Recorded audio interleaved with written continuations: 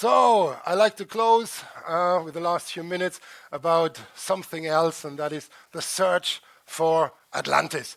I can't talk about the Atlantic without Atlantis. And here we sometimes see these news, so somebody's searching for the long lost continent under the ocean, which is Atlantis. It goes back to the Greek mythology, and I'm showing this here. I don't read Greek, but I have a Greek PhD student, and he helps me with this. So he comes with these wonderful Greek names, and it goes back to about 450 BC, where the Sea of Atlas, the sea beyond the pillars of Atlas, beyond Gibraltar, that gave rise to the name of Atlantic. And it's believed that there was a land beyond the pillars of Hercules, Atlantis, as Plato described it.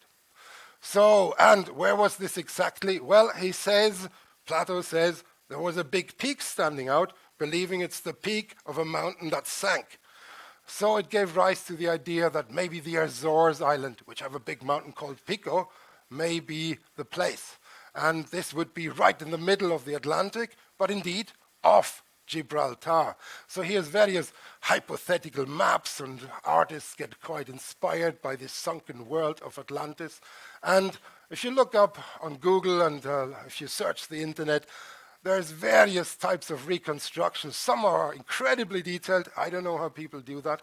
But yes, so you will find many of them putting Atlantis actually into the center of the Atlantic, round about where the Azores are.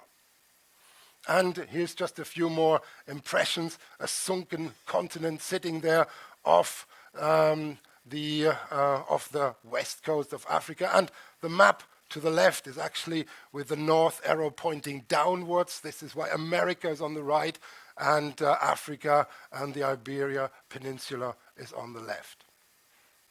So, and Plato describes a circular structure, and here is an artist's impression of how this could have looked like, the world of Atlantis. And every now and then you see newspaper headlines that somebody has actually discovered Atlantis.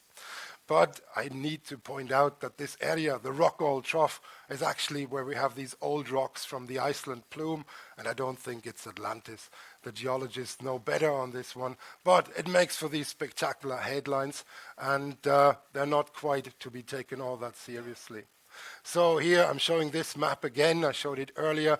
The grey area just off the British Isles is the old rocks from the Iceland plume, and this is where these people here on the left had a slight confusion about geology and mythology. But having said this, there is a sunken land. And actually, Plato may have heard about this, because this is what we call Doggerland. This is an area between Scandinavia and the UK and mainland Europe, the Netherlands and Denmark and northern Germany. And this area was actually above the water some 6,000 years ago. We are sailing on it right now. It's beneath us. And fishermen have brought up mammoth skeletons like the one in the lower right from that area. So there was animals, land animals living there. And there is even seismic evidence for built structures down there. And this has all to do with the Ice Age.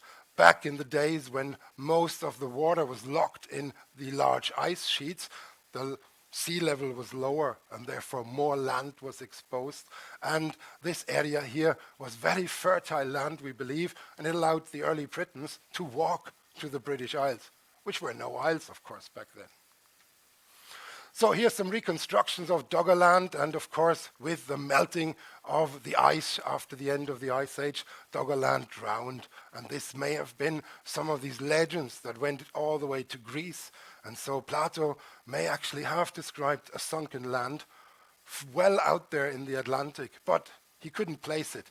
So this is where some of the legends may have actually, well, they might still have a true core, but it wasn't out there where the Azores are. It may have been up here in northern Europe. So here is a scientific reconstruction. Again, we don't have to go into the details, but the map on the right shows the extent of the ice sheets during the last major ice age. And once the ice sheets were melted off, there was, of course, water rising, and then Doggerland drowned, and we still have the Dogger Bank out there, an elevated area in the North Sea that was on land some 7,000 years ago.